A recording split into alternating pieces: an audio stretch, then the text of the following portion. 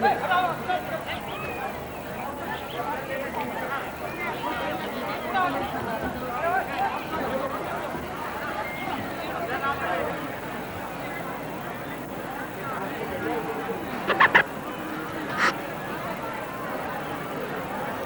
चलो डेरों से निकल जाओ, चलो चलो जल्दी से।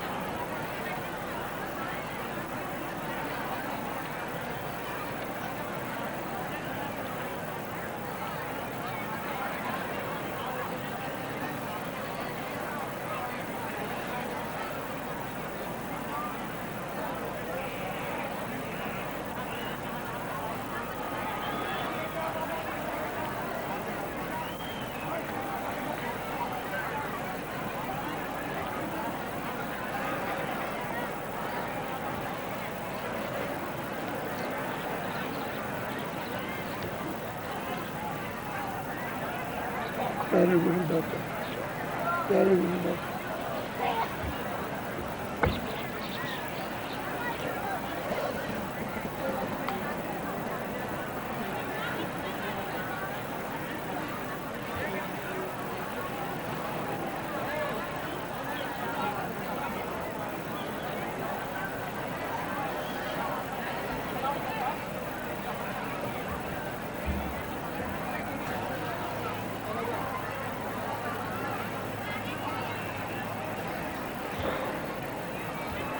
जय गुरुदेव,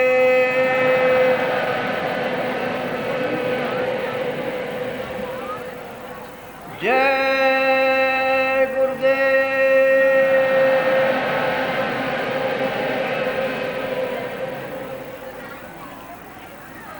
जय गुरुदेव नाम किसका? जय गुरुदेव नाम किसका?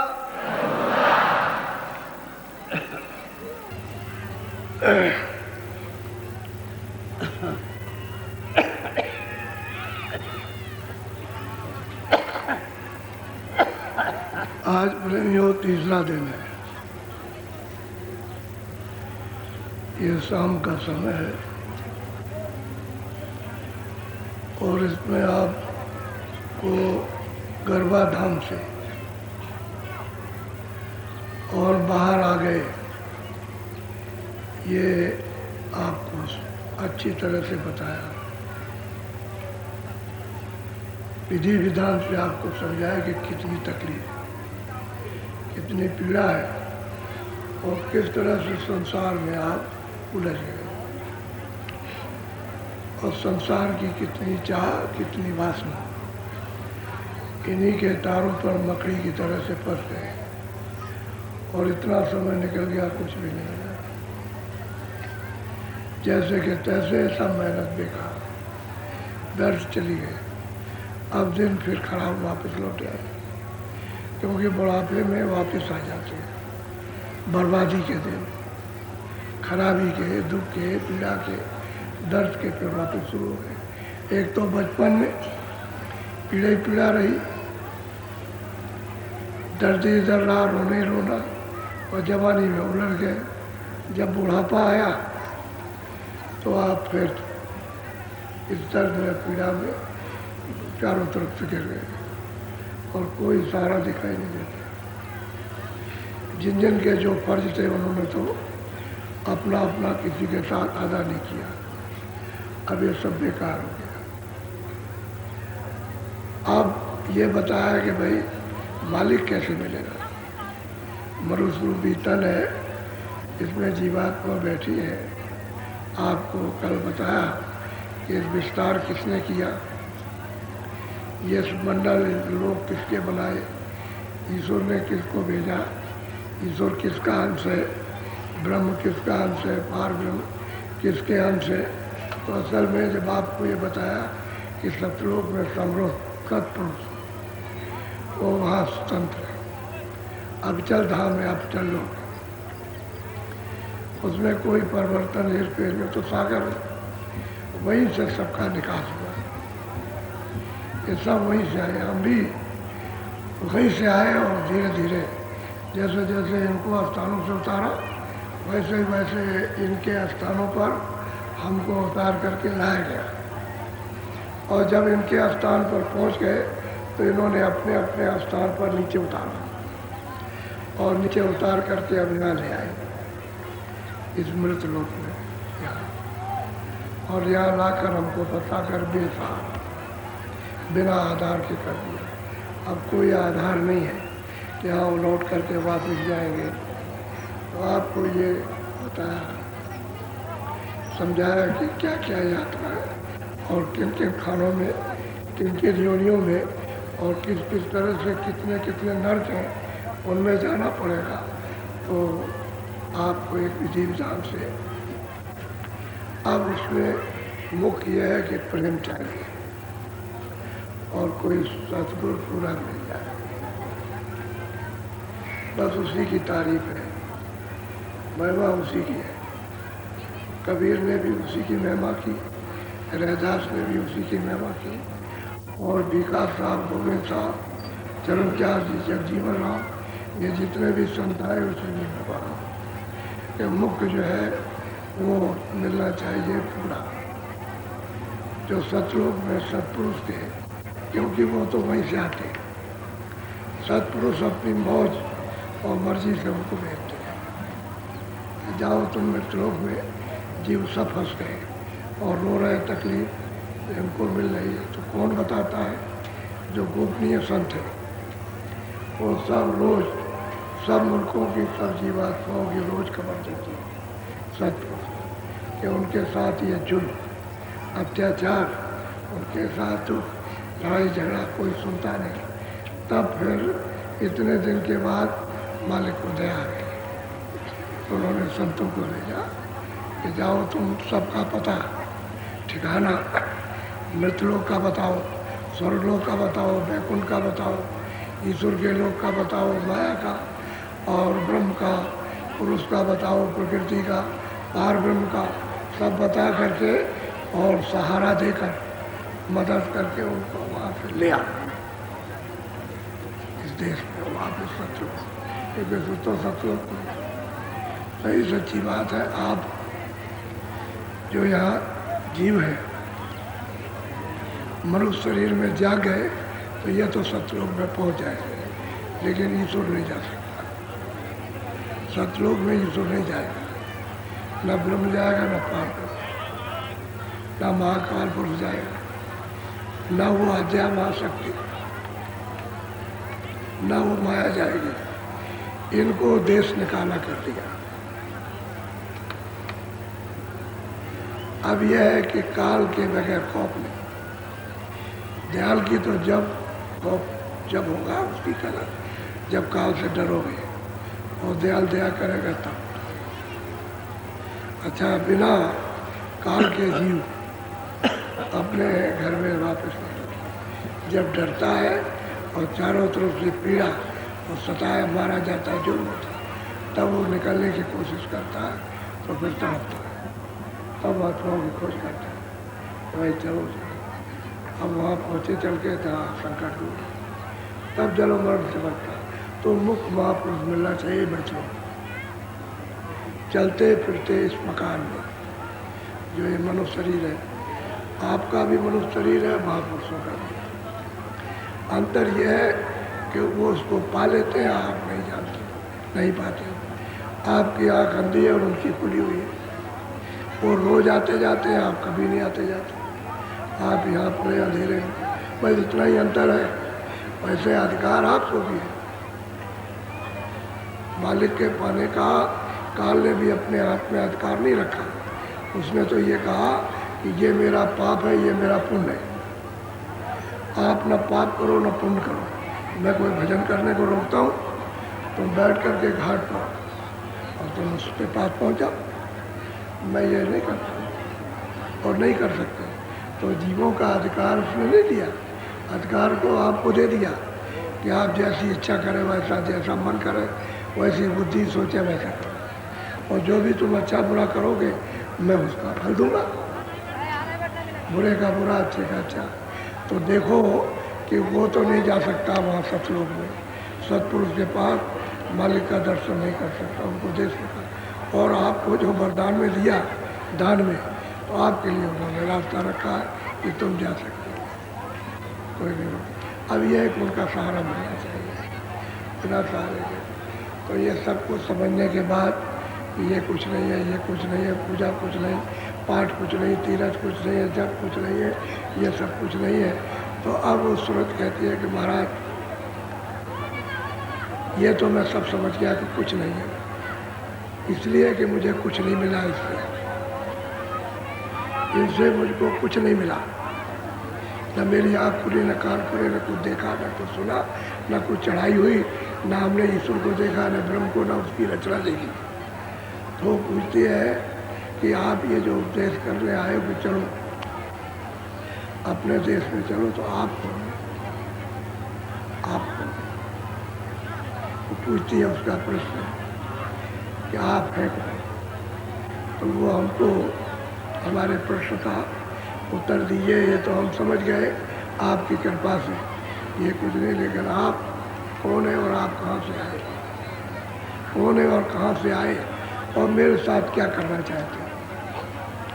अब वो सूरत मनुष्य रूपी मकान में, और मनुष्य रूपी मकान उनका भी है जिसमें वो बैठे हुए प्रश्न कर रहे हैं कि हमको ये सब बताइए, तो हमारा जो कुछ भी है बाकी वो सब भ्रम टूट जाए, कुछ न रहे। और भ्रम टूट जाएगा, शंका चली जाएगी, तभी रास्ता चल पड़ेगा। शंका का निवारण नहीं होगा तो नहीं, तब नहीं जाते, और शंका ही में जाएगा। शंका की तो शाखाएँ हैं, उसकी तो क्यारियाँ हैं, सूरज जैसी किरणें हैं, अनंतो शंका की तो किसी भी तरफ भी बह गए और बह रहे वहाँ समुद्र की तरह से लहरें हैं, उस शंकाओं की, उसमें डूब रहे हो, ऊपर आ रहे डूब रहे, ऊपर आते हैं डूब जाए, ये हालत है। तो महाराज आप कौन है वो हमको बताइए। आप सूरत पूछती है तो यह सुनिए, बहुत अच्छी तरह से सुनिएगा। बोलो।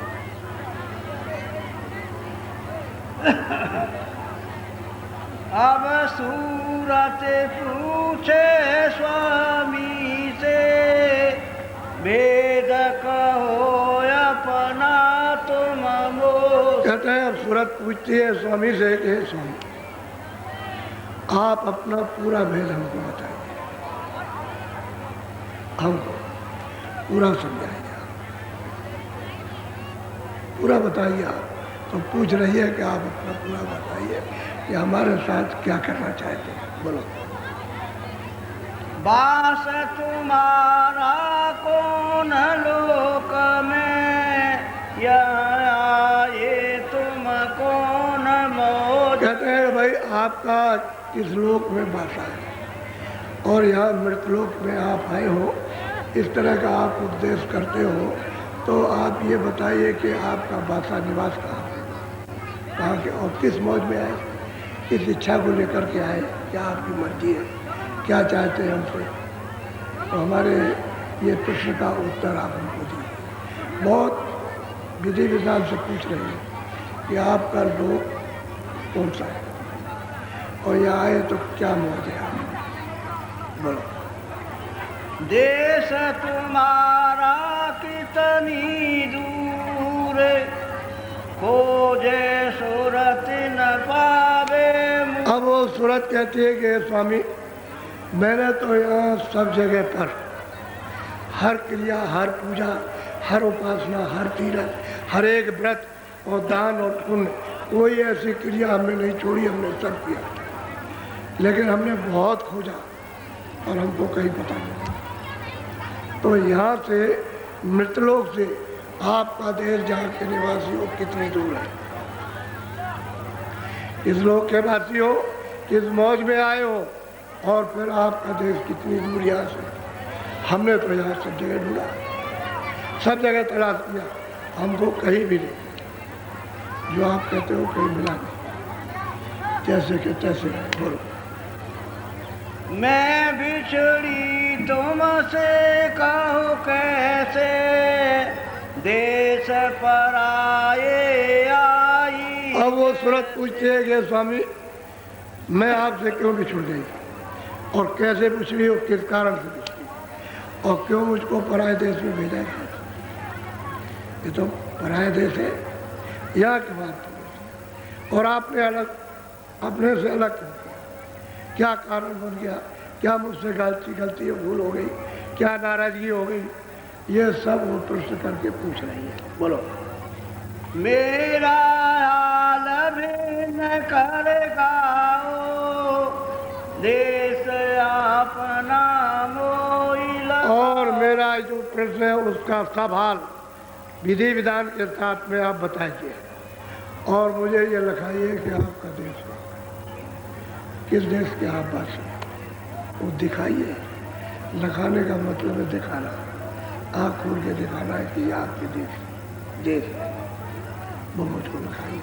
ऐसी दया और कृपा कीजिए। बोलो।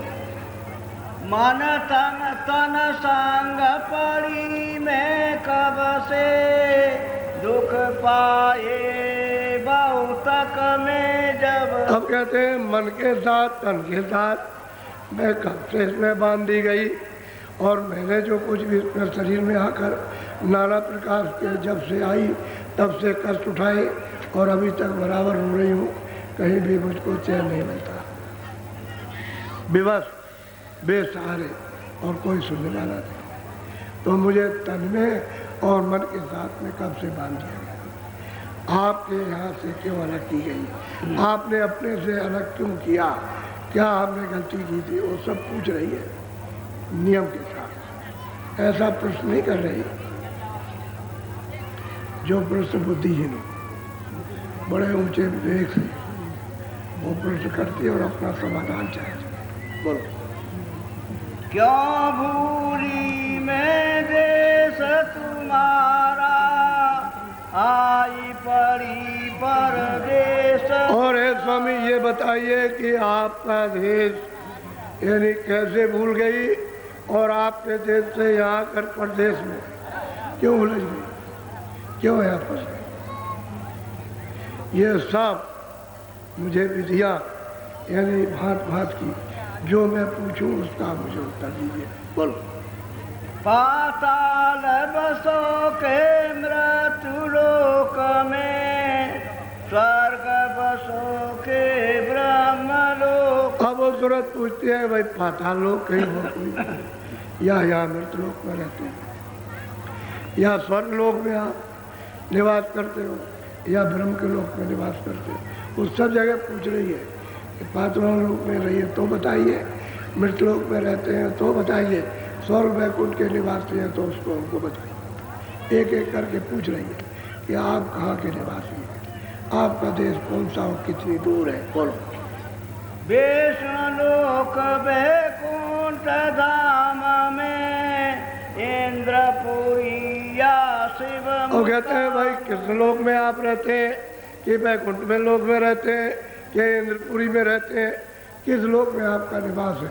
क्योंकि ये लोग तो अलग अलग है, गोलोक अलग है, कृष्णलोक अलग है, इंद्रपुरी अलग है, गंधर्व लोक अलग है, पितृलोक अलग है, सूर्यलोक अलग, चंद्रलोक।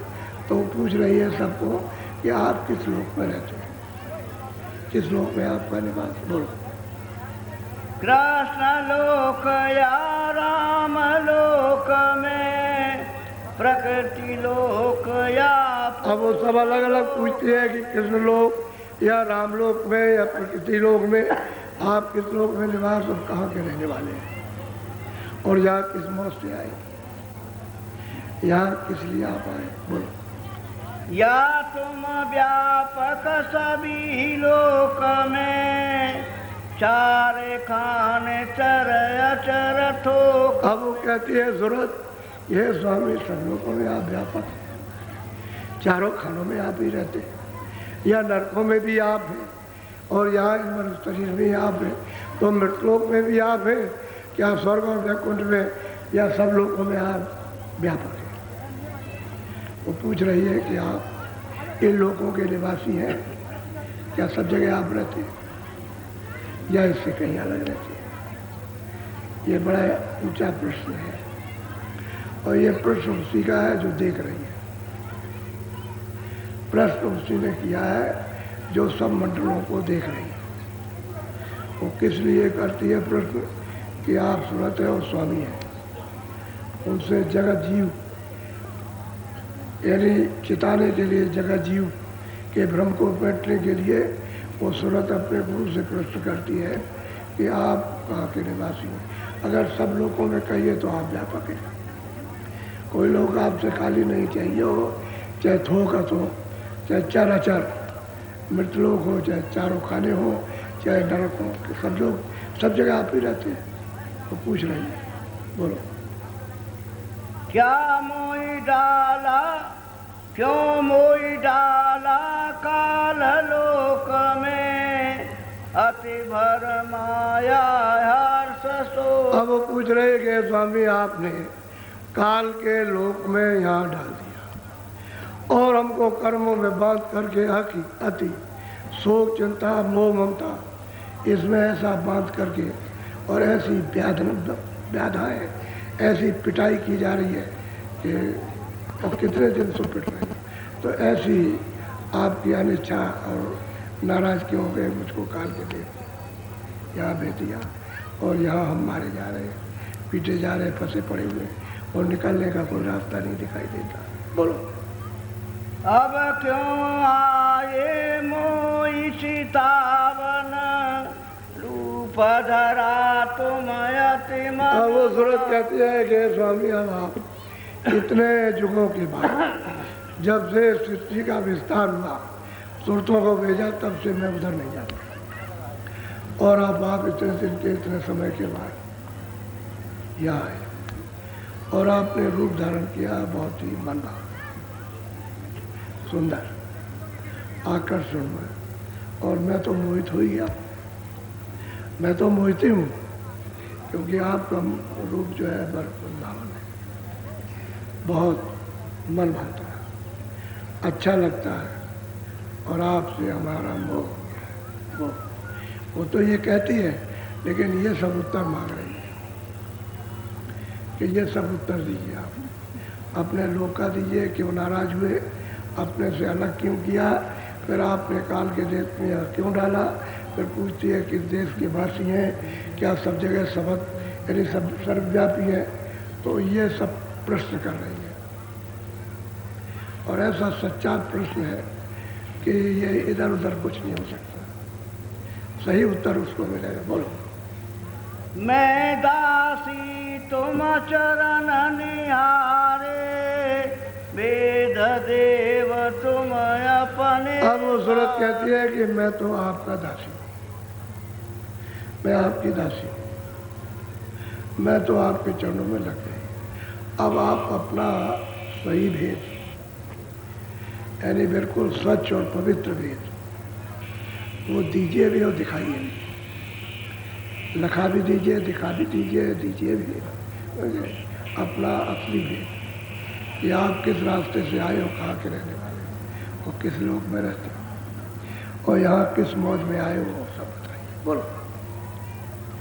तब हस शब्द सुवामी बोले, सुनो सूरत तुम मैं कहूँ खो। अब कहते हो महापुरुष जो मनस्वरूपी तन में बैठे हुए उस शब्द के साथ मिलकर के शब्द रूप हो गए और जो ऊपर चले गए सतपुरुष के सतलोक में आते और जाते वो शब्द रूप है। तो हंस करके स्वामी बोले, बहुत प्रसन्न होकर के उन्हें खूब प्रश्न किया। ऐसा प्रश्न कोई करेगा जो तूने प्रश्न किया है उसका हम सब तुझको उत्तर देंगे, विविध भाव से तुझको सब बताएंगे। बहुत अच्छा हंस के बोले कि तूने बहुत अच्छा प्रश्न किया। बोलो। जो तू पूछे भेद हमारा, कहूँ सभी अब कर विस्तार। कहते हैं तूने मेरा भेद पूछा कि आप कौन है, कहाँ से आए, देश आपका कहाँ है, सब लोगों में रहते हैं कि नहीं, सब जगह चराचर में हो। जो तूने भेद पूछा है तो मैं खुलकर और सब अपना भेद बताता हूँ कि मैं कहाँ का रहने वाला। बोलो। मैं हूँ अगमय नामय माया, रहूं मौज में अधर। अब महापुरुष कहते हैं मैं हूँ अगवा माया, माया से रहे। अगम हूँ, मेरी कोई गम नहीं पा सकता। माया से रहो तो मेरे यहाँ कोई माया नहीं। मैं अनाम हूँ, मेरा कोई नाम नहीं। और मैं अरूप, मेरा कोई रूप। और कहते हैं मैं कहाँ रहता हूँ, आधार पे। जो सबका आधार है वहाँ रहता हूँ। मेरे ही से सबका आधार है, मैं वहाँ रहता हूँ। मैं यहाँ रहता हूँ। मैं अगम हूँ, अपार हूँ, अनाम हूँ, अमाया हूँ, सबसे अलग। मेरे देश में न कोई काल है, न कोई कर्म है, और न कोई धर्म है, न सत्य है, न असत्य है, न न्याय है। न मेरे देश में जन्म होता, न मरण होता। वहाँ कहते हैं कि और मेरे देश में अगम, कहते हैं कोई नाम रूप और उसकी कोई पैमाइश नहीं, अतः है। कोई वर्णन नहीं कर सकता, कोई उसकी गिनती नहीं कर सकता, कोई उसका मतलब यह है कि फोटो और मीलों में योजनाओं में नहीं बता सकता। कहते हैं मैं अधर में रहता हूँ। अधर तो वही होता है जो सबका आधार, वही अधर है। तो ऊपर है, तो ऊपर तो जमीन है, नीचे आकाश है, और तुम्हारे मनुष्य शरीर की जमीन ये है, और मनुष्य शरीर का आंखों का आकाश ऊपर, मनुष्य शरीर के आंखों का आकाश ऊपर, और सुरतों की जमीन है ऊपर, और सुरतों की आंखों का आकाश नीचे। नीचे है। तो अपनी जमीन में, अपनी धरती पर, अपने देश में जाना चाहिए तो ये तो शरीर का देश है। यहाँ पिंड शरीर है, और दूसरी जगह पर लिंग शरीर है, तीसरी जगह पर सूक्ष्म शरीर है, चौथी जगह कारण। तो उत्तर से नीचे है।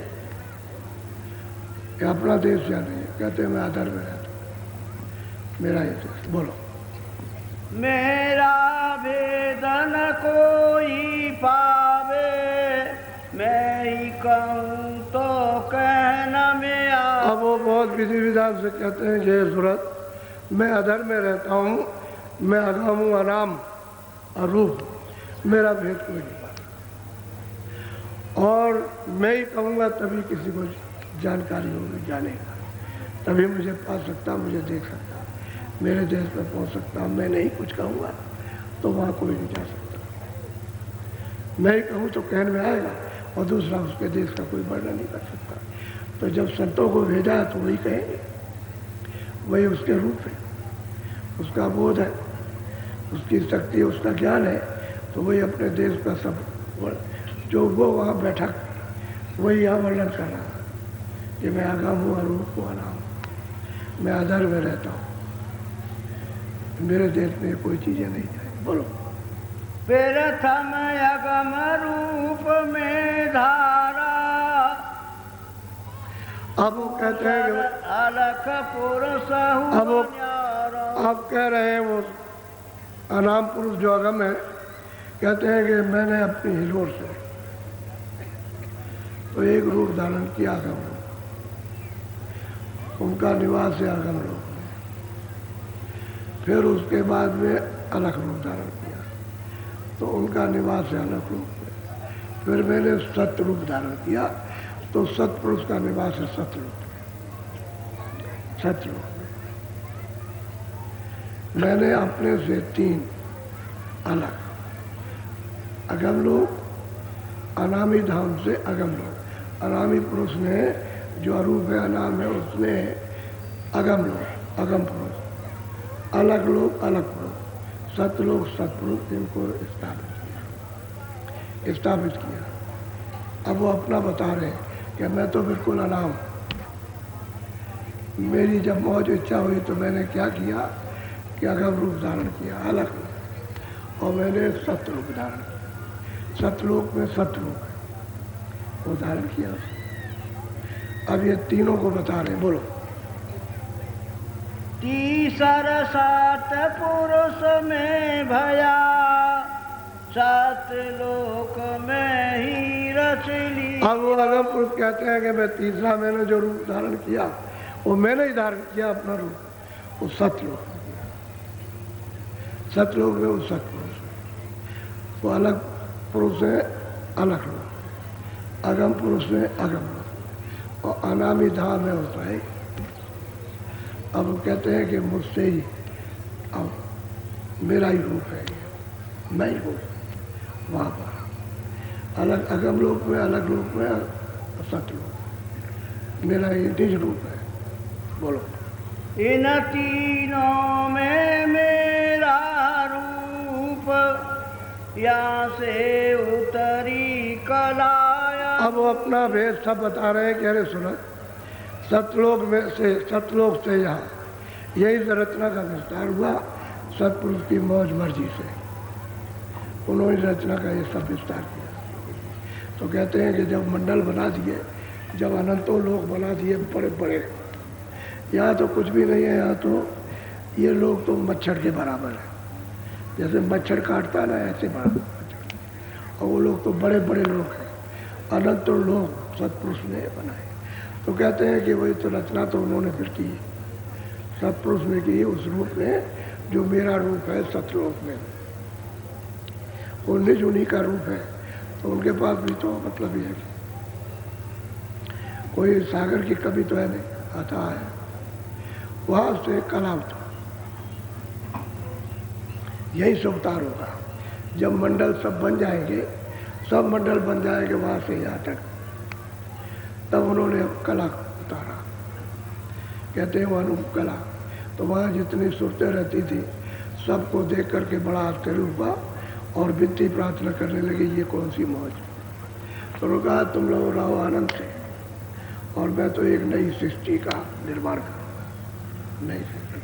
तो सतपुरुष ने नई सृष्टि, तो इनको सबको कला अनूप को उतार करके ले आए। तो जहाँ तक आवाज़ आई उनकी वहीं तक उतार करके ला करके उनको बैठा दिया। तो आवाज़ आई है सहदल का। तो जो अनूप कला है वो दो कलाएं उतरी, एक माया की, एक शक्ति की और एक पुरुष की। दो कलाएं उतर के उसी आवाज़ पर, और दोनों आकर के एक सहदल कमल में और एक उसके नीचे बैठा दिया। बैठ गए, उसके बाद फिर सब उतारे उन्होंने। तो 16 उन्होंने उतारे, पहले तो ये है, उसके बाद 15 हो। तो 4 का भेद है और 12 का भेद नहीं है। 12 का किसी महात्मा ने खोला नहीं, लेकिन ये इशारा किया है कि 16 सोते हैं, 16 पुत्र हैं सतपुरुष के, सतलोक से भेजे हुए नीचे, जो मंडल बता दिए उन्होंने स्थापित कर दिया। अब ये है, अब वो अपना बता रहे कि नीचे उतरिएगा, वो सतरूप के मौज मर्जी से उतर करके नीचे आइए। तो सतपुरुष की आवाज़ धत्कार हुई, उसी आवाज़ से मंडल बन गया। उसकी आवाज़ में जो फोर्स निकला उसी से तमाम मंडल बने, उसकी ताकत से तो अनंत मंडल बन गए। ये तो सबसे छोटा, मृतलोक तो सबसे छोटा, ऊपर के तो बहुत बड़े बड़े बेहिसाब ऊपर है। बोलो। यहाँ तक निज कर मुझको जानो, पूर्ण रूप मुझे पाई। अब वो महापुरुष सूरत को उत्तर दे रहे हैं कि हे सूरत, इन तीनों लोकों में मेरा निज रूप है, लेकिन कला का अवतार हुआ है सतपुरुष से, सतपुरुष की मौज मर्जी से। जो यहाँ आ जाएगा वो मेरा पूर्ण रूप प्राप्त करेगा। सतलोक में पहुँच जाए तो पूर्ण रूप, फिर उसको ये नहीं रहता कि मैं आगे नहीं जा सकता। सतलोक में जाएगा तो अलग लोक में जाएगा, फिर अगम लोक में जाएगा, फिर अनामी धाम में जाएगा। तो कहते हैं यहाँ तक निज कर मुझको मानो, मैं यहाँ हूँ। क्योंकि वो तो अचल धाम है। ये तीनों, वो तो अनादि धाम तो अलग है, लेकिन ये तीनों अचल है। अगम लोग भी अलग, पुरुष अलग लोग और सतलोग सब अचल है। कहते हैं इन तीनों में मैं हूँ और मेरा रूप निज कर जानो, मुझे पहचानो, मैं हूँ। और जब तुम यहाँ आ जाओगे सूरत तो फिर तुम ऊपर हमारे पास पहुँच जाओगे। कोई वहाँ रोका टोकी नहीं होगी, क्योंकि वो तीनों देश स्वतंत्र है, जो चाहे जहाँ चाहे जहाँ आ जाए। कोई किसी का रोक टोक और बंधन नहीं है किसी भी लोग में, सब लोगों में जाएगा। पूरे सतलोक में वो है, पूरे अलग लोक में, पूरे अगम लोक में, अनादि धाम में जाएगा। कोई रोक टोक नहीं है। कहते हैं यहाँ तक आना है, फिर तुम मेरे पास चलिए आओ। बहुत प्यार से समझा रहे हैं। बोलो, प्रश्न का उत्तर दे रहे हैं, बोलो।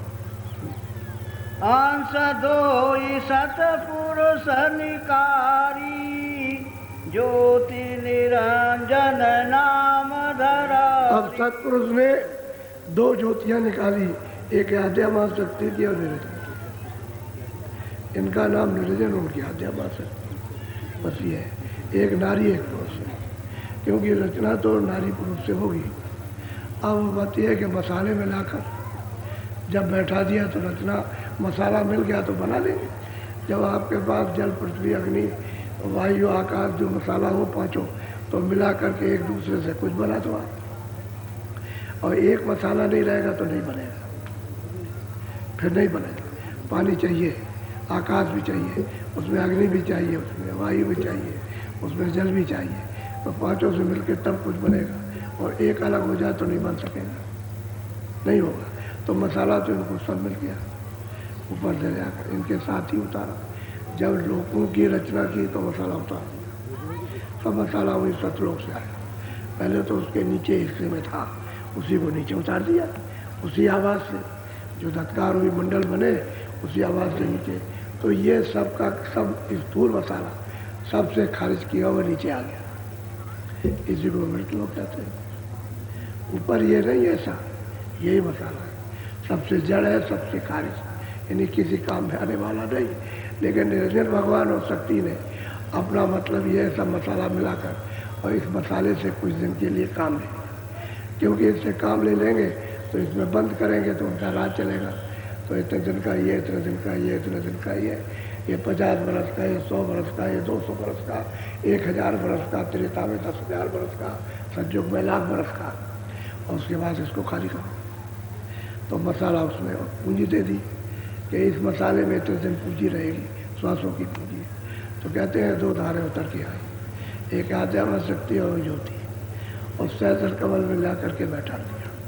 सैदल कमल इसलिए कहते हैं कि सहस्त्रों भुजाओं वाला, वो बहुत सुंदर है, वो बहुत सुंदर है।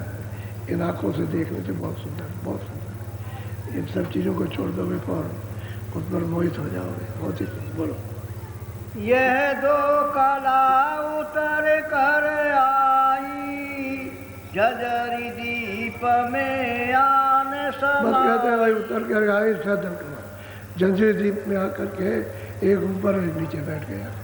बैठी शब्द ही पर है, आवाज़ ही पर इनकी बैठक है। इनका टिकाव आवाज़ पर है, वहाँ तो बराबर आवाज़ आ रही है।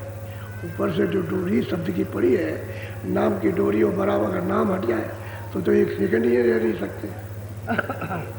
पावर हाउस से अगर बटन बंद कर दिया जाए तो सब बिजली खत्म। ऐसे ही वो आवाज़ को बंद कर ले तो सब नीचे खत्म, कुछ नहीं रहेगा, कुछ नहीं रहेगा। न मृतलोक रहेगा, न स्वर्ग वैकुंठ रहेगा, कोई भी लोक नहीं रहेगा, सब खत्म हो जाएगा। आवाज़ बंद कर ले। उसी आवाज़ पर तो रचना है, आवाज़ ही की तो रचना है। रचना मतलब है क्या? तो मतलब है जजरी दीप में आकर के इन दोनों को बैठा दिया, एक नीचे ऊपर। एक अर्धांगी हो गई, एक पुरुष हो गया। बोलो। यहाँ बैठ तिरलोकी रची, 5 तीन की धूम अब। यहाँ त्रिलोकी का यहाँ से विस्तार किया, यानी स्वर्गलोक, सूक्ष्म और मृतलोक, ये तीनों लोगों का यहाँ बैठ करके, और 5 तत्व और 3 गुण, जल, पृथ्वी, अग्नि, वायु, आकाश, रजोगुण, तमोगुण, सतोगुण, ये उन्होंने सब मसाला मिला करके सब तैयार कर दिया और सृष्टि का निर्माण किया, रचा। वो सहजल कमल में बैठ करके वहाँ की है रचना का विस्तार। तो ऊपर तो देव शरीर है जैसे स्वर्ग वैकुंठ में, तो वहाँ तो कोई लिखा पढ़ी हो नहीं सकती, कोई कागज पत्र काम में नहीं आएगा।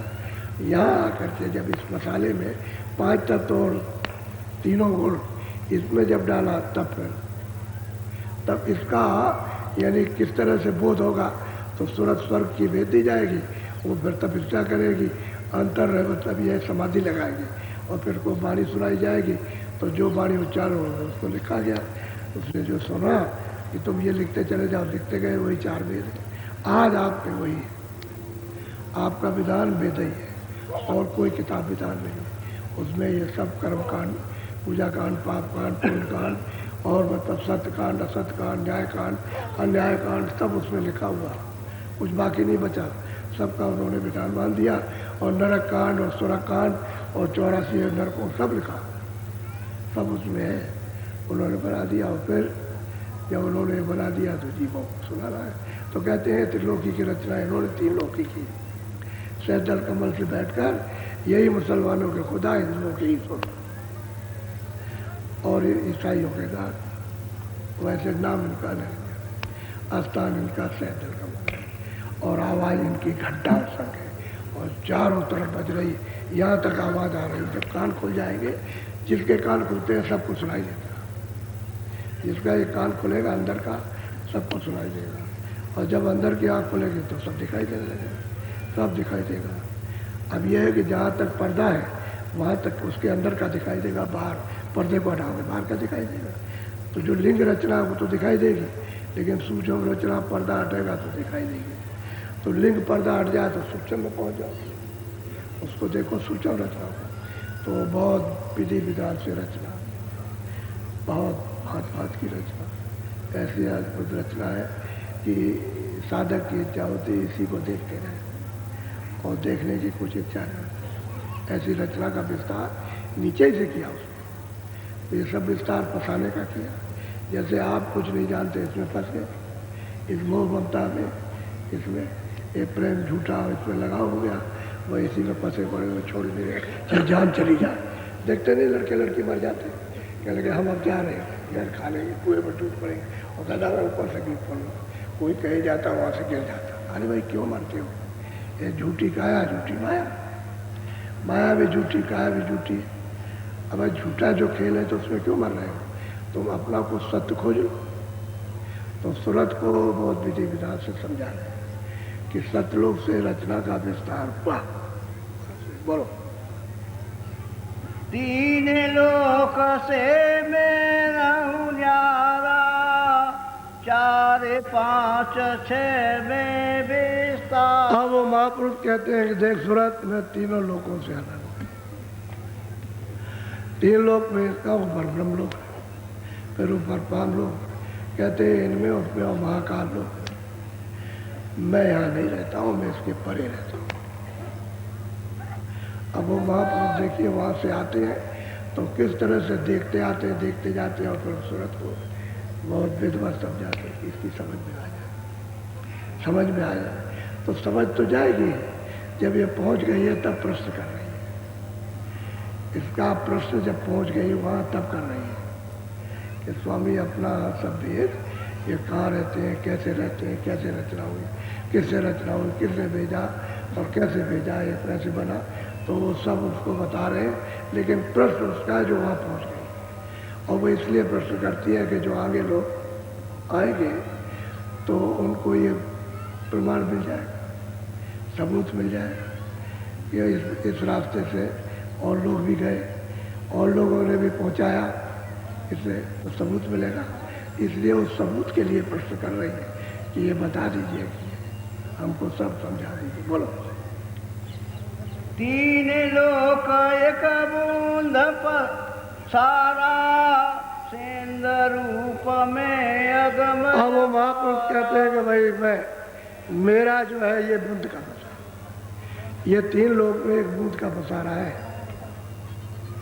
हमारे सागर से एक बूंद आई, उसका ये 3 लोकों का पसारा, और मैं हुआ गम हुआ पार। मेरा कोई गम नहीं, कोई पारावार नहीं, मैं आ गया पार। वो तो मेरे यहाँ की एक बूंद आई, उसका ये पसारा थे, उसकी ये रचना है 3 लोगों की। तो आप इसी में फंस गए। कोई ज्ञानी, कोई ध्यानी, कोई योगी, कोई कर्म कांडी, कोई पूजा कांडी, कोई ये कांडी, कोई दान कांडी, इसी में फंस गए। अब ये तो उसका विधान जो बना है उसका लेते देते रहो।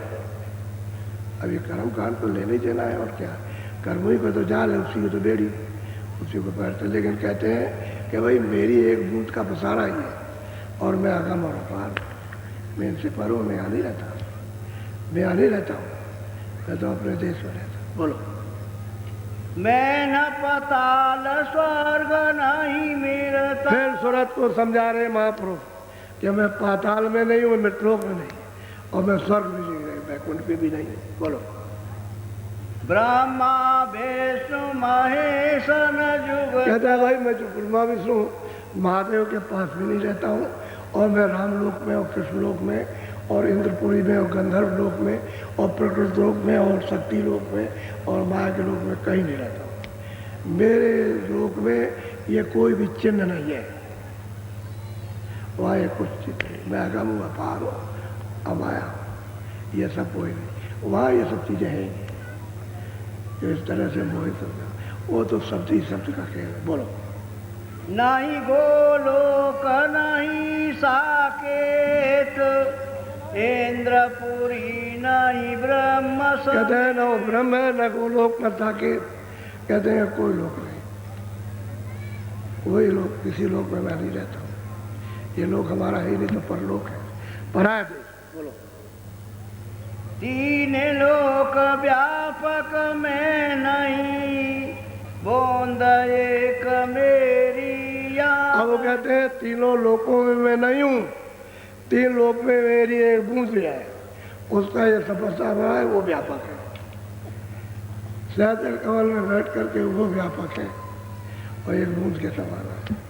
अच्छा, इनसे ज़्यादा तो सहस्त्र कमल में जितना प्रकाश है, उससे ज़्यादा तो ऊपर वाली जो सुरतें जाती है उनका प्रकाश है। ये सुरतें जो दोनों आँखों के पीछे बैठी हुई हैं, जब ये चढ़ कर के जाती हैं और सहस्त्र कमल के आगे और ऊपर में जब जाएंगी और ब्रह्म स्थान पर, तो उनका तो प्रकाश उनसे ज़्यादा हो जाता है। सुरतई का प्रकाश ज़्यादा होता है, यही सूरत है इसका प्रकाश ज़्यादा, क्योंकि वो धारा इससे ज़्यादा तेज और प्रकाशमान है और शक्तिमान और ज्ञानमान है। तो शब्द की धारा आ रही है, उसमें जब सूरत मिलती है तो उसका प्रकाश तो बहुत तेज है, बहुत प्रकाश, कई गुना ज़्यादा सहदल कमल से इन सूरतों का प्रकाश होता है। तो कहते हैं मेरी एक बूंद है, उसका ये पसारा, मैं किसी लोक में नहीं, मैं यहाँ रहता ही नहीं। बोलो। उसी बूंद का सकल पसारा, वेदताई कहे ब्रह्म अपार। अब वो कहते हैं कि भाई उसी बूंद का जो सब पसारा ये है, सूक्ष्म लोक और लिंग लोक और स्थूल लोक, ये मृत लोक है, उसका पसारा है। तो वेद तो यहाँ बैठ के बने, अरे पेड़ की छाल पर किसी चीज़ से लिखा होगा यहाँ पर, तो कहते हैं उसने लिखा है कि भाई नहीं, ऊपर और कुछ है, ऊपर और कुछ है, अपार चीज़ मालूम होती है। देखा तो नहीं है लेकिन आवाज़ आती है। हमने जब समाधि लगाई, ब्रह्मा कहते हैं, तो हमको ऊपर मालूम हुआ कुछ और है, इसलिए कहते हैं ना, इतना नहीं है, यही पूरा नहीं है, और कुछ है, बस इतना कह के छोड़ दिया। तो कहते हैं मेरी बूंद का 3 लोगों को सारा है, और ब्रह्म को कहते हैं कि और कुछ है, और कुछ है, और वो तो पार ब्रह्म पर है। उसके बाद फिर मतलब ये है, वो तो सतपुरुष सतलोक में तो बहुत आगे, वो तो बहुत बड़े बड़े देश, यानी नाम तोड़ के नहीं, बड़े बड़े देश मिलेंगे तब उसके पार जाना। बोलो। इसके आगे भेदन पाया, सत्य गुरु बिन उन धोखा। अब उस सूरत को समझा रहे हैं कि देख सूरत, सही बात तो यह है कि ना इतनी और कुछ है, और लेकिन इसके आगे किसी को भी जोगी जति तपी सबको ध्यानी और जो उन्होंने किया उसके आगे कोई भेद नहीं पाया। क्यों नहीं पाया? कि सदगुरु नहीं मिले, आगे जाने वाले नहीं मिले। अगर ऊपर जाने वाले मिल जाते तब तो ऊपर का भेद मिल जाता, वो नहीं। इसलिए किसी को भेद नहीं मानो ऊपर का, तो ऊपर क्या पार ब्रह्म क्या है वो पता नहीं, महाकाल पुरुष उसके ऊपर वो क्या है वो भी नहीं मालूम है, उसके ऊपर में और क्या है वो भी पता नहीं है, तो फिर सत्पुरुष का भेद कैसे मालूम होगा? तो कहते हैं इनको किसी को नहीं मालूम।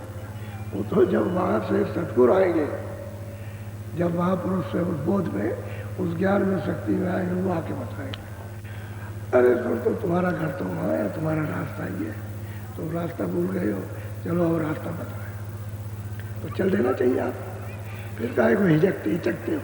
अच्छा, झझक किस बात की, शर्म किस बात की है? घर में जाने का रास्ता मिले तो फिर चल देना चाहिए। जितनी शर्म की चीज़ें सब छोड़ दो, और उसके सामने वहाँ तो नियंग हो जाना, नंगे हो जाना हो तो कोई पर्दा है नहीं। और यहाँ पर्दे में शर्म आती है, शर्म नहीं करना। सूरत को खोलों से निकालो, जब सब खोलों से निकल जाएगी तो नंगी हो जाएगी, कोई ऊपर पर्दा नहीं रहेगा, कोई शर्म नहीं। शर्म तो पर्दे की है, तो तुम्हें पर्दे की शर्म में वो रास्ता बताया जाए, चलो घर की तरफ, चलो ऊपर में, ये रास्ता तुम्हारे घर दरवाजे से, और वहाँ बैठ कर तो कोई कुछ कहता है ये क्या करते हो, तो कहते हैं भजन करे। ये क्या था भजन? मंदिर में जाओ भजन को, ये कोई भजन? और ये नहीं बताया कि मनुष्य मंदिर ये है, ये सच्चा मंदिर है, वो झूठा है, ये उसका बनाया, वो आपका बनाया। ये शरीर को आपने नहीं बनाया, ये उसने बनाया, 3 लोग के मालिक ने, और वो आपने बनाया मंदिर। तो आप कहते हो कि नहीं वो सच्चा है। सच्चा तो ये मंदिर है जो 24 घंटे बोलता है, और आरती और कीर्तन रखत हो हर वक्त हो रहा, और तेल बत्ती घी की जरूरत ही नहीं पड़ती, अपने आप रोशन। उसकी आरती करो आप, उसका कीर्तन करो, अखंड कीर्तन, वही है देववाणी। जब प्रकट हो जाए अनंत वाणी तो 24 घंटे सुनो, वो तो तुम्हारे पास है। तो कहते हैं भाई 3 लोग का पसारा ही है, और ये बेचारे आगे का कुछ हाल चालते नहीं, कुछ पता नहीं है। अब आगे का कहेंगे क्या? जब वेद ही कहता आगे हम नहीं जानते, हमको नहीं मालूम। तो जितने मत है जग के माही, इसी बूंद को सिंध। और वो महापुरुष उस सूरत को समझाते हैं कि ये सूरत जितने भी मत हैं इस संसार में, छोटे से लेकर बड़े बड़े तक, इसी बूंद को सिंध कहते हैं। जो सैतल कमल में ईश्वर बैठे हुए, इसी को वो सिंध बताते हैं। देखा उन्होंने, न उनको देखा न आगे देखा, बस कहते हैं यही सिंध है, और आगे जो है उसका पता भी नहीं आगे क्या। तो कहते हैं कह रहे मैं यहाँ कहीं नहीं रहता हूँ, मैं तो पार रहता हूँ। ये मेरी बूंद है जो यहाँ 3 लोग का उसको रात दिया गया और सुरतों को दान में दे दिया। बोलो बोलो। सिंधय स्थल राइन से न्यारा, वेदक बनता ही सब। अब महापुरुष कहते हैं कि देख, सूरत सिंध तो है अलग, इन सब से न्यारा है, यहाँ उसका मेलजोल कहाँ? इस बीच में वो कहाँ से सिंध आएगा? कहते हैं वेद का देव नता है बेचारा, वेद का देव उसको बिल्कुल स्वप्न में भी नहीं जानते, उसका पता ही नहीं, इशारे में भी पता नहीं है, कहीं भी नहीं लिखा। और आप उसको पढ़ते रहो, आपको क्या मिलेगा? अब तो पढ़ना भी नहीं जानते हो, समझने के बाद उसको पढ़ ही नहीं पाते। समझने का तो कोई समझाए तो समझो, कौन समझाए जब कोई जानता ही नहीं है। समाधि नहीं लगाई, देववाणी नहीं सुनी, तो उसको क्या बताएगा? उसको कुछ कर्म कहाँ से उसका विस्तार हो भी नहीं मालूम उसको। कहते हैं कि मैं तो सिंध हूँ, मैं इनमें नहीं, मैं तो इनसे अलग हूँ, मेरा तो अलग है, मैं तो उससे अपार हूँ। बोलो। ब्रह्मादिक सब वेद भुलाए, ऋषि मुनि कर्म भरम लिख। कहते हैं कि ब्रह्मादिक सब तो वेद में भूल गए, लिखने पढ़ने में, इसमें भूल गए, और जितने भी सब लोग हैं वो कर्म धर्म में सब में उलझ गए। अब वो रास्ता तो सब भूल गए। सही बात है कि जिस रास्ते से आप उतार करके लाए गए वही तो रास्ता उनके उतारने का था। जो 2 कलाएँ पहले उतर के आई थी और जंजीर द्वीप में सर्च कर बैठी आद्या, मतलब महाशक्ति और क्या नाम, निरंजन भगवान, तो उसी रास्ते से आप, रास्ता कोई दूसरा आपके आने का नहीं है, वही से सीधे उतर करके आए, उसी में होकर के, और उन्हीं की आवाज़ से उतरोगे। 2 घंटे उस संघ की आवाज़ से ही नीचे उतारे जाओगे, नहीं दूसरा कोई आधार ही नहीं उतरने का। उसको उतार करके ले आए, और यहाँ आँखों के ऊपर में वो तो डोरी आवाज़ की पड़ी हुई है, लेकिन आप उसे छूट गए, आप उस डोरी की उंगली पकड़े थे ऐसे, ऐसे पकड़े हुए थे नाम को, शब्द को, और छोड़ ही रहे थे। धीरे धीरे करके पाप और पुण्य करते करते डोरी छूट गई। जब सुख सुविधा दी तो इधर लग गया, मन बुद्धि चित्त इधर लग गए, क्योंकि मन बुद्धि चित्त भी तो वहीं से लाए गए, सहदल कमल से।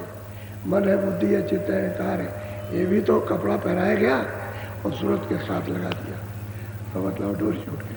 अब यहाँ करके डोरी टूट गई, डोरी तो लटकी है, आवाज़ तो बराबर आ रही है, उसमें कोई नहीं, लेकिन कान खुले तो पकड़ो, आँख खुले तो पकड़ लो। आप आँख और कान नहीं खुलते हैं तो कैसे वो डोरी को पकड़ोगे? आप नाम की शब्द की डोरी कैसे सुनोगे? आँख नहीं है, कैसे देखोगे आप? अब वो कहते हैं कि भाई मैं इनसे तो अलग। बोलो। पीर पैगंबर कुतुब लिया, बूंद भेद पूरा न। अब कहते हैं पीर पैगंबर कुतुब औलिया जितने भी आए मुसलमानों में, कहते हैं बूंद भेद को पूरा नहीं पाया। वो नीचे और जोते हैं, उनको देख लिया, उसी को मान लिया कि यही है, उसी को पूरा मान लिया। वो तो और जोते नीचे हैं, उसको भी मान लिया, लेकिन इनको नहीं पाया। वो बूंद का भी दर्शन नहीं किया। हम मुसलमान इतनी इबादत करते हैं तो खुदा की झलक भी नहीं जाती, नीचे की झलक भी नहीं, ऊपर की झलक क्या है, नीचे ही कुछ पता नहीं चलता। तो कुतुब पीर ये औलिया जितने भी कहते हैं बूंद भेद, तो उसको भी नहीं मिला, वो भी रह गए ऐसे। तो अब ये बताओ कि वो घर का पता कौन देगा? उधर तो कुछ मालूम है नहीं, इसी को नहीं पाया तो इसको क्या पाएंगे? तो सूरत को सब प्रश्न का उत्तर दे रहे हैं बहुत प्यार के साथ। बोलो। और ऐसा उत्तर दिया है कि मतलब ये है कि बिल्कुल एकदम समझ में आ जाए। बोलो। सुनो सूरत तुम अपना भेद, तुम हम में थी। अब उसने पूछा कि भाई मुझे आपने क्यों अपने से अलग कर दिया? तो महाराज कहते हैं, महापुरुष गुरु जी कि देखो सूरत, तुम अपना भेद अच्छी तरह सुनो। तुम मुझ में थे और अभेद थी, कोई भेद नहीं था। अभेद कहते हैं कोई भेदभाव नहीं, मैं ही था।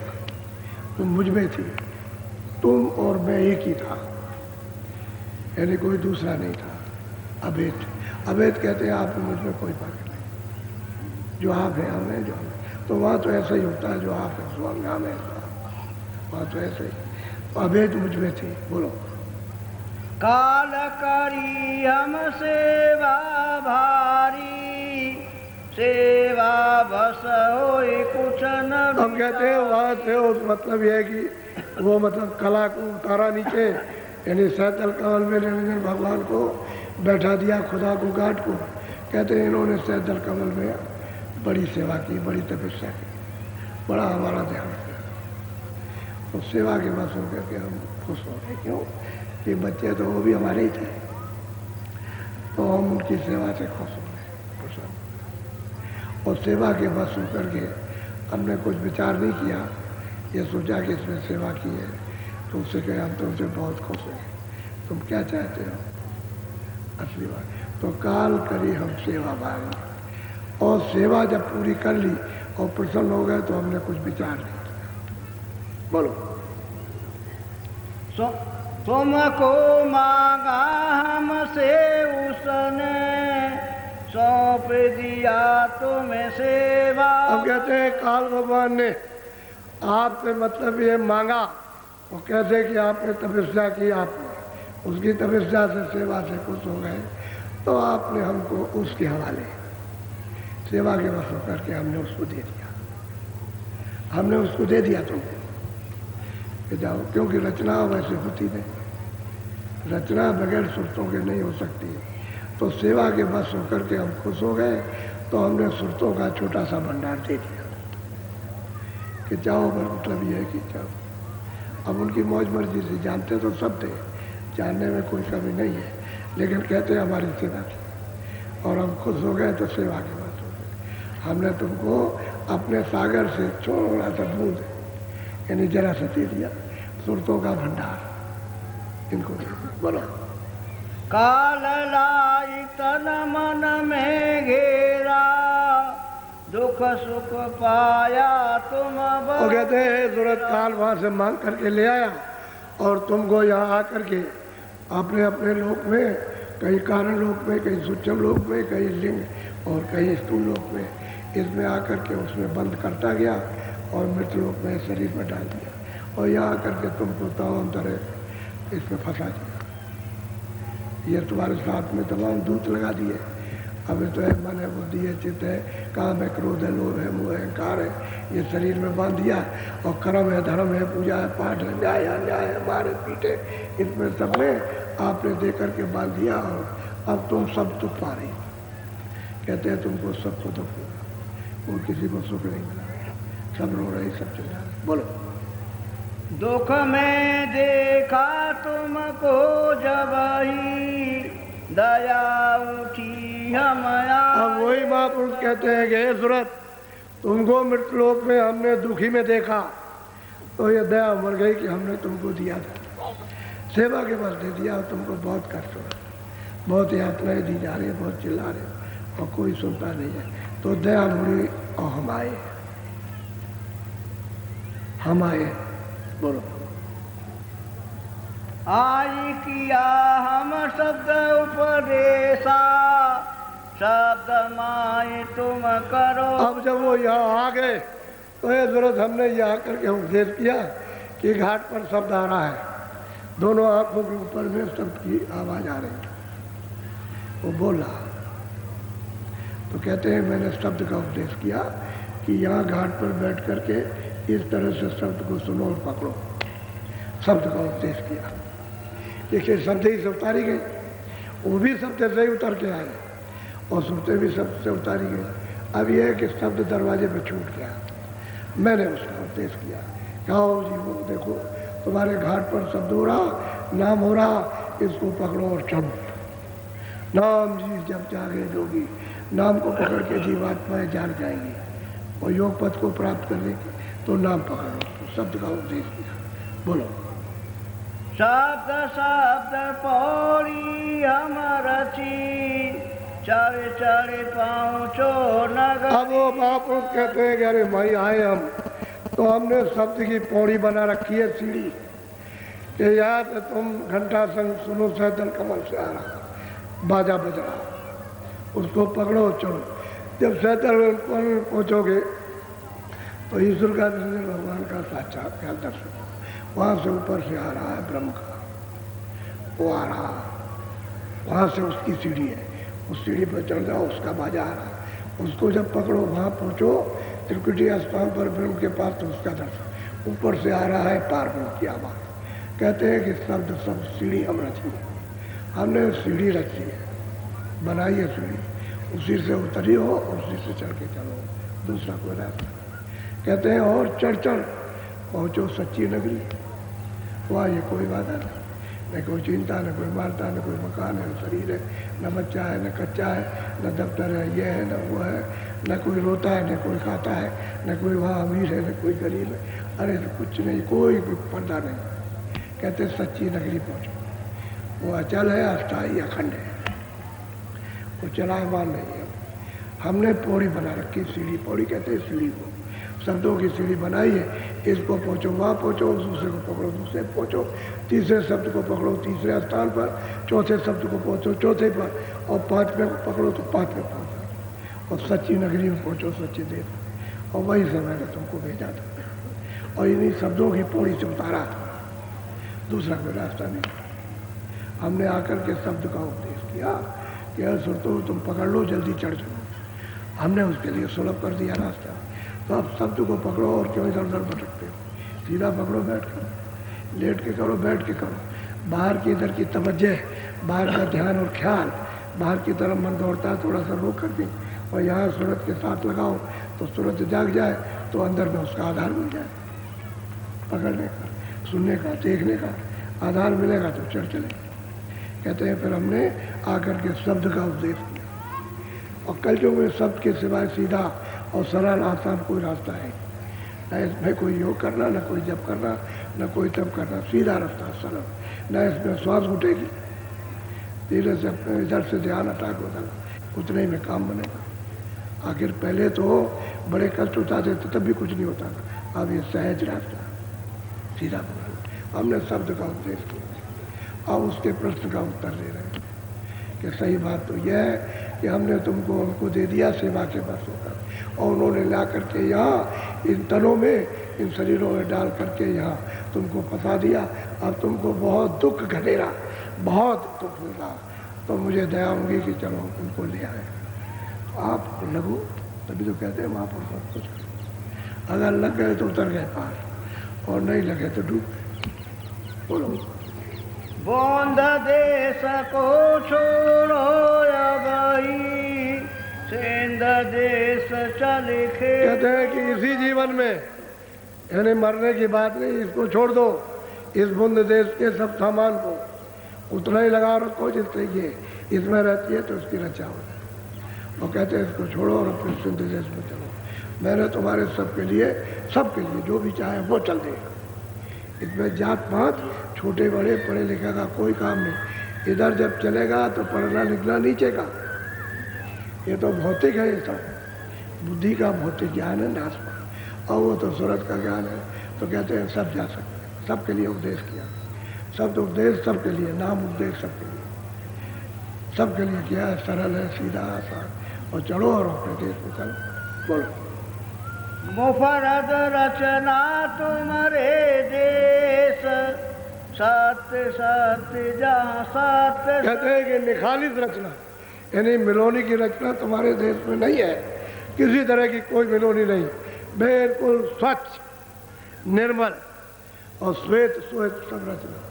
यानी रचना इतनी अद्भुत है कि चलो अपने देश पे चलो, वहाँ कोई कलेश नहीं, तुमको डर नहीं क्या।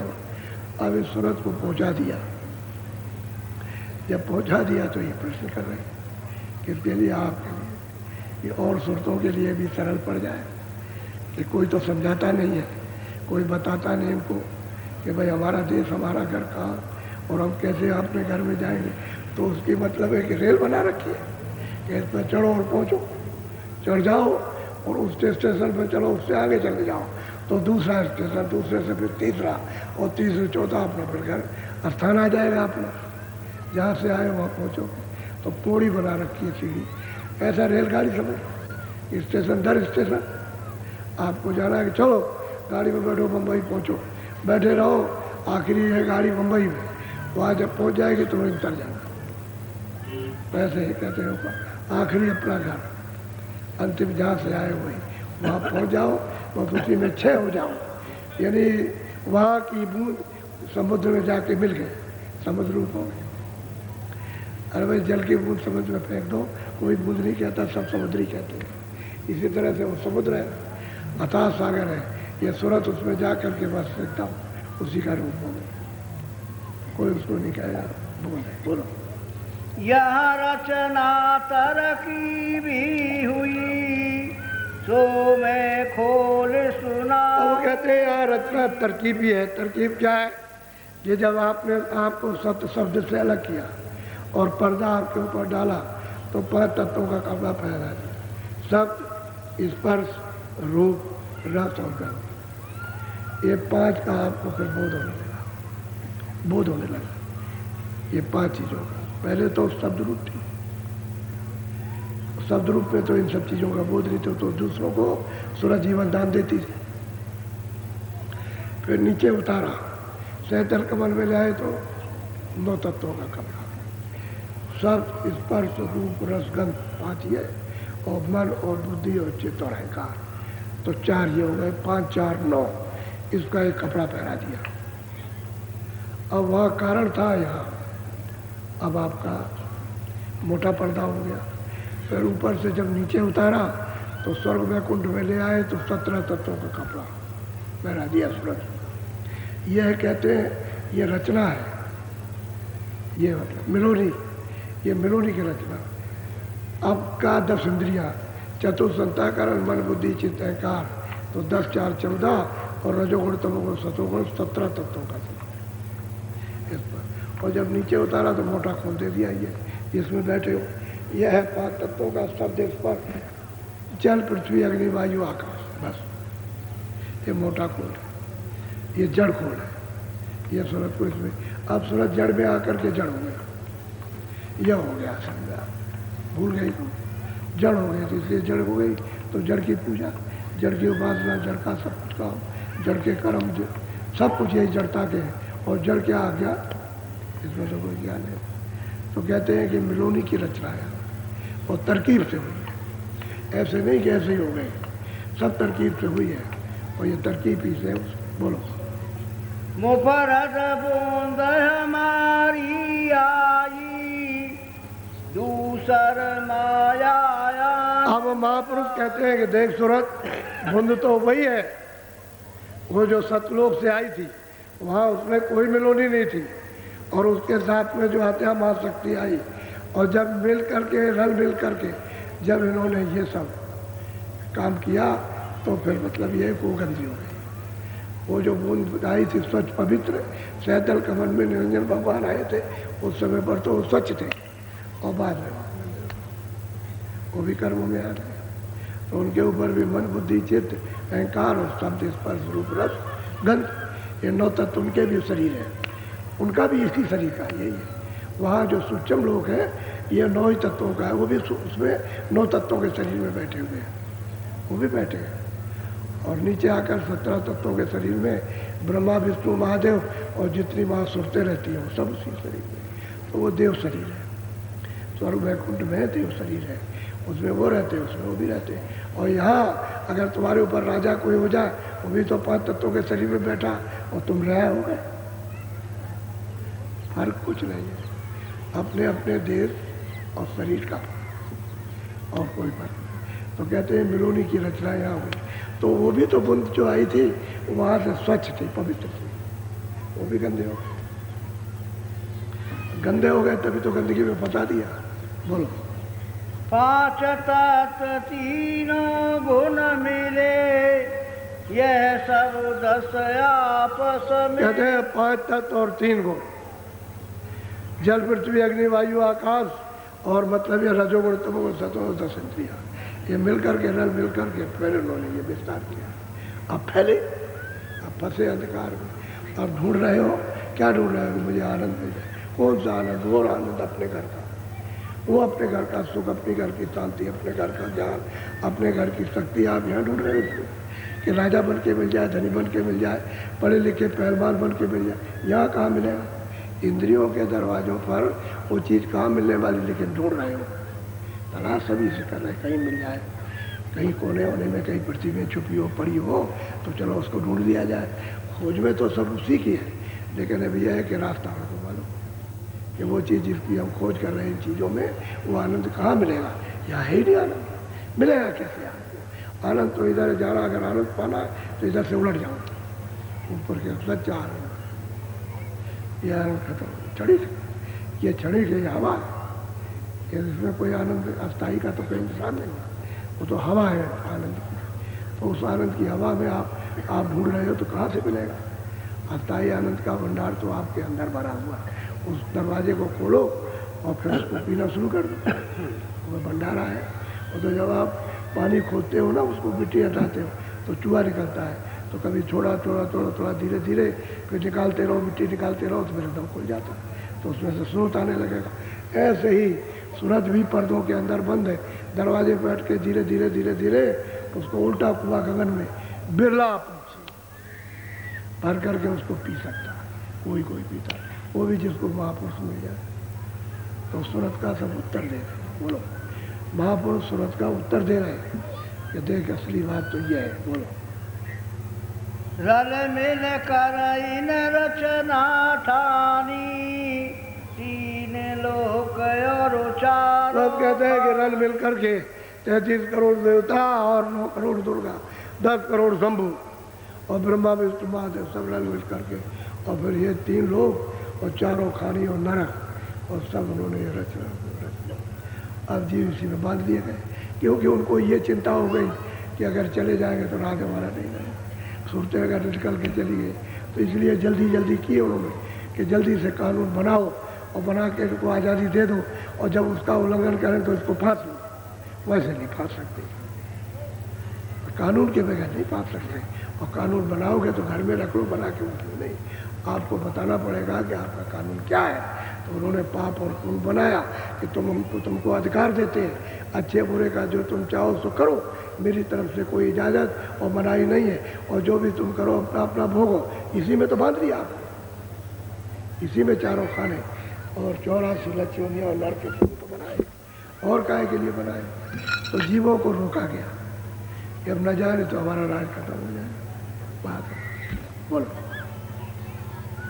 चलने की तो करी तैयारी, स्वामी से यो वचन उचार। हाँ, वो सूरत कहती है कि अब तो मैं बिल्कुल तैयार हो गई। तैयार क्या हो गई?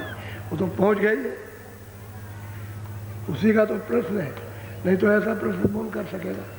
तो उसका प्रश्न कहता है हम तो चलने की तैयारी करी, लेकिन और भी कुछ कहती है, और भी कुछ कहना चाहती है, स्वामी से कुछ पूछना। बोलो। संशय एक उठा मोई भारी, सो निर्वार करो विस्तार। कहता है स्वामी एक संशय और बीच में आ गया, उसका भी आप निवारण कर दीजिए, उस संशय को भी खत्म कर दीजिए, शंका। वो क्या है? बोलो। सेवा बस तुम काल को सौंप दिया अब मोई, तो अब कौन भरोसा है फिर भी ऐसा। अब वो सूरत कहती है कि स्वामी जब सेवा के बस होकर के आप खुश हो गए, तो हम सुरतों का भंडार उसको सौंप दिया और आप उसको लिए जा रहे हो, और फिर उसके बाद में आप वो सेवा करें आपकी और फिर खुश हो जाओ, तो मुझको फिर आप दे दो, तो मैं तो ऐसे ही मार खाता रहूँ। तो मेरी शंका को इसको भी दूर कर दीजिए, इस शंका को निवारण कर दीजिए। बहुत ऊंचा प्रश्न है कि फिर भी आप सौंप सकते हैं। आप खुश हो गए, एक दफे सौंप दिया, क्या आप भरोसा है कि आप फिर खुश हो जाओ और फिर उसको मुझे सौंप दो? तो मैं तो फिर चली गई। तो प्रश्न कर रहे, बोलो। तब स्वामी हंस कर यो बोले, कहूँ वचन में तुमसे खो। कहते हैं मैं सत्य वचनों को कह रहा हूँ। हंसकर प्रसन्न होकर के बोले कि मैं सत्य कहता हूँ, सत्य वचन है। अब बता रहे हैं कि मैं खुल करके कहता हूँ, साफ साफ, इसमें कोई झूठ की बात नहीं, कुछ भी सीधा सीधा बोलो।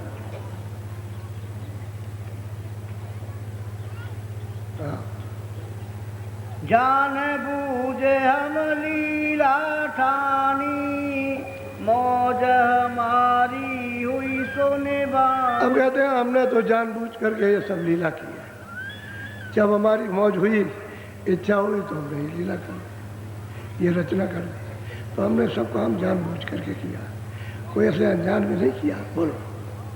काल रचाय हम समझे बूझ कर, बिना काल नहीं खौफ। कहते हैं काल को जो मैंने रचा है, काल को यहाँ से भेजा है, तो मैंने समझ बूझ करके भेजा है, क्योंकि सुरतों को दिया है। तो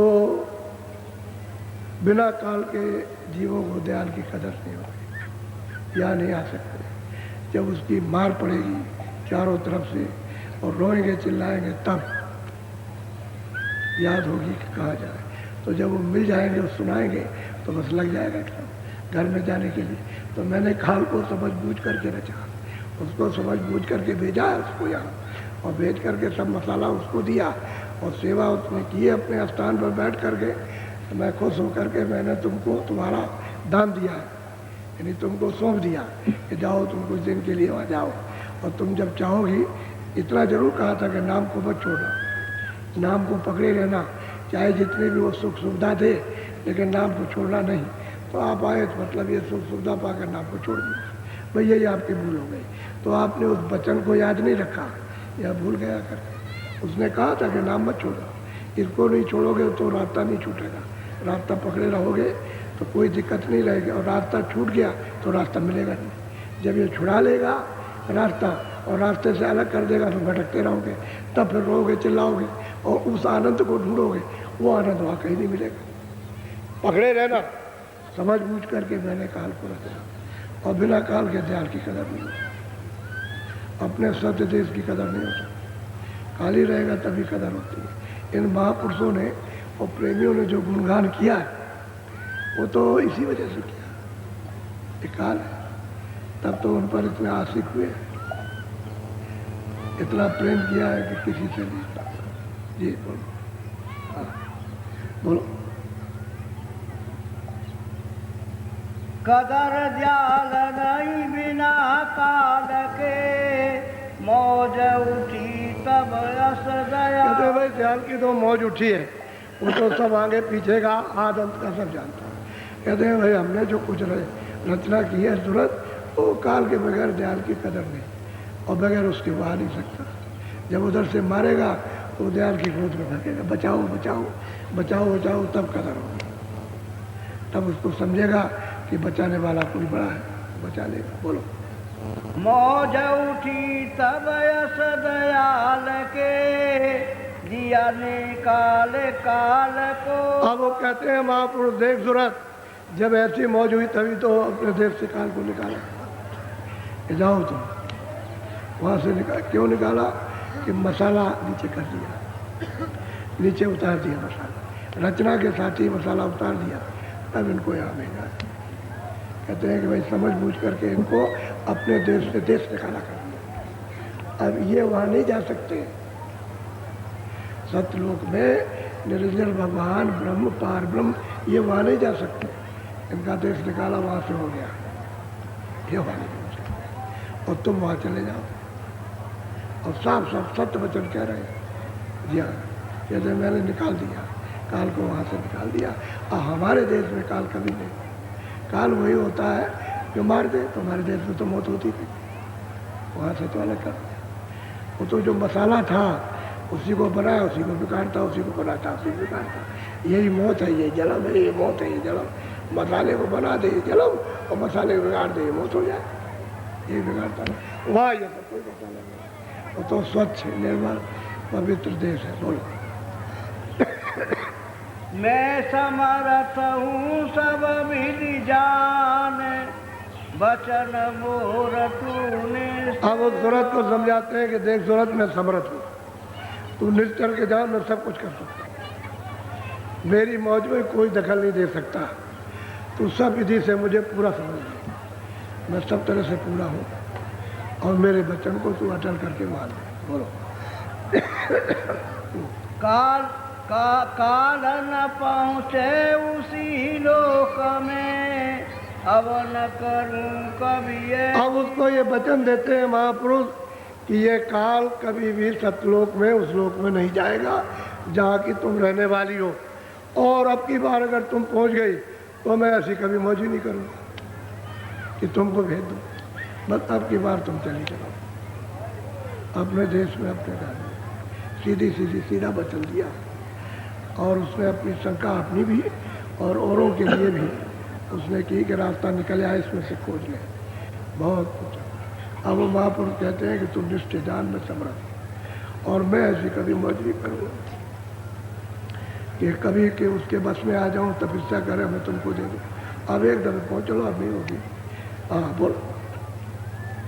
अब एक बार यह मौज जरूर, अब मतलब नहीं डाल। अब वही महापुरुष कहते हैं, सूरत को समझाते हैं कि एक ही बार ये मौज हो गई, हम नहीं, अब ये मौज कभी नहीं होगी। एक बार तो जरूरी थी, क्योंकि रचना उनकी मौज थी, करना था।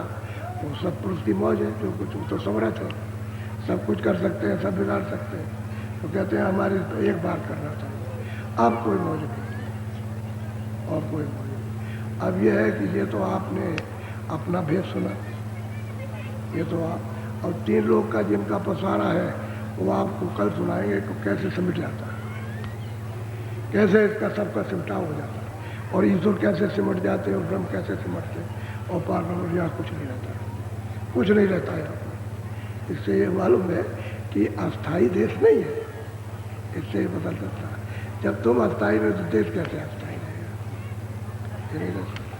जल पृथ्वी अग्नि वायु आकाश अस्थाई नहीं है, ये अस्थाई रहने वाली चीज़ें नहीं है, सब नाश वाली, ये नाश हो जाएगी। तो वो तो मैं कल आपको बताऊंगा।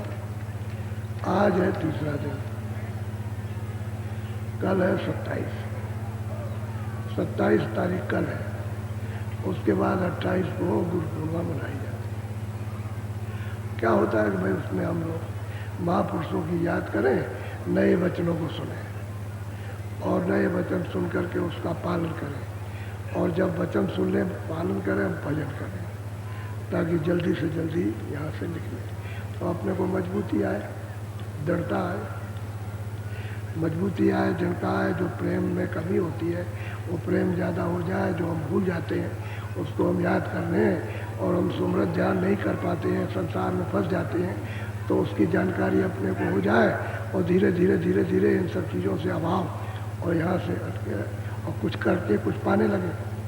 असली बात सत्संग इसी का होता है कि जल्दी से जल्दी आप अपना काम करो। ये सब काम जो एक दूसरे के सब गैरों के उनका बोझा तुम लाते रहते हो, तुम्हारे काम कोई आने वाला नहीं है, कोई नहीं आएगा। सिपाही रहता है राजा के पास हर वक्त, तो क्या राजा का धन ले लेता है? राजा के पास रहेगा, ये पीछे रहेगा। इसी तरह से काल के देश में तुम यहाँ रहते हो, तुम सुखी रहोगे, कुछ ले लोगे यहाँ, वो किसी को लेने देगा? उसने कहा कि तो हमारा तुम सब ये हमारा है और हमारे को दे दो। उसने दिया, उसको वापस करो, तो ले लेगा और सूरत को जीवात्मा को निकाल के बाहर कर देगा, खत्म हो जाएगा। और ये तुम समझते नहीं हो, ये छाया है, उसी के लिए पागल बने हुए हो। इसको समझो, क्षणिक छाया क्षणभंगुर, और छाया गायब हो जाएगी। वो तो अभी सूरज दिखाई देता है, डूब गया, अंधेरा हो गया। ऐसे ही ये छाया है, सूरज दिखाई देता है, जानवर है, पशु पंछी आदमी, और बस सूरज निकाल दी बकाए। और इस चेहरे के लिए रोते, ये काला था, सांवला था, ये था, वो था। अरे भाई सूरज के लिए रो, कहाँ गई? उसके लिए चिंता करने से उसकी तो कोई फिक्र नहीं। शरीर के लिए रोते हो, स्वार्थ के लिए। शरीर का मतलब स्वार्थ, कि अपना मतलब हल हो जाए और मर जाए, क्या अपना काम बन जाए, सब अपने अपने स्वार्थ में। इसलिए आप तो आपको ये सत्संग आपको आप सुनाया कि ये देश पराया देश, और किसने ला करके फंसा लिया, बांध लिया, वो सब बताया। तुम कहाँ की रहने वाली, वो भी बताया। और ये कौन आया बुंद रूप, ये 3 लोगों का बुंद का पसारा, सतलोक की एक बूंद है, उसका ये पसारा है। और जब तुम यहाँ से चढ़ाई करो और ऊपर में चलो, जल कमल के ऊपर में, तो उससे ज़्यादा तो तुम्हारे ही प्रकाश है। तो तुम भी तो रचना करने वाली हो। अभी तो यहाँ बिल्कुल असहाय और इतनी छोटी हो कि एक करके लाख टुकड़े किए जाओ, उससे भी छोटी, दोनों आँखों के पीछे बैठी हो, और फिर इतनी विशाल धारा हो जाएगी, विशाल धारा इसकी प्रकाश की, शक्ति की, ज्ञान की। उसमें मतलब ये तो तुम्हारे ही ज्ञान पहुँचता है। रचना करने के लिए यही सूरत रचना करती है। ये जो मनुष्य शरीर में दोनों आँखों के पीछे बैठी है, रचना करने वाली हो जाती है। ये ऊपर में सब रचना करती है, रचना करके दिखाती है। देर क्या लगती है? सबकी धारा में मिली, शब्द रूप हो गई, फिर रचना का इसका विस्तार देखो आप, ये कैसा खुल के देखते बता। अर्वचनीय खेल होता है, अर्वचनीय सुंदरता दृश्य होते हैं जो कहने में नहीं आते हैं। तुम समझोगे क्या? जैसे तुम समझोगे हम पागल हैं, यही समझोगे कि पागल पागल कह रहे हैं, और तुमको भी लोग समझेंगे पागल सुन रहे हैं, ऐसा ही। लेकिन जब देखोगे तो पता चलेगा। तो हम यही आपके लिए दोस्त दिलाते हैं कि भाई यही सूरत है जो ऊपर से आई है, अब गुम हो गई, गुम का लापता, अब इसका अस्तित्व खत्म हो गया, अब इससे आप निकाल नहीं सकते हो मिट्टी से। तो महापुरुष धीरे से निकाल लेते हैं, बरामद कर लेते हैं इस जड़ता से, और चेतनता में जाकर दरवाजे पर खड़ा कर लेते हैं।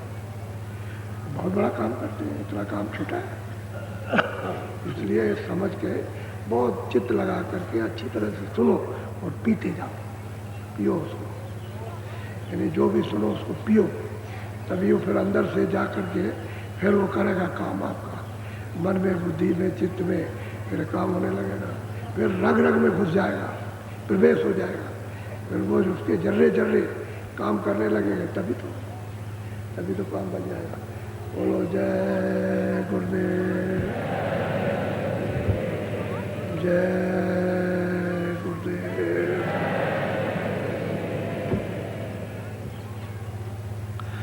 अब आप थोड़ा भजन पे बैठ जाओ,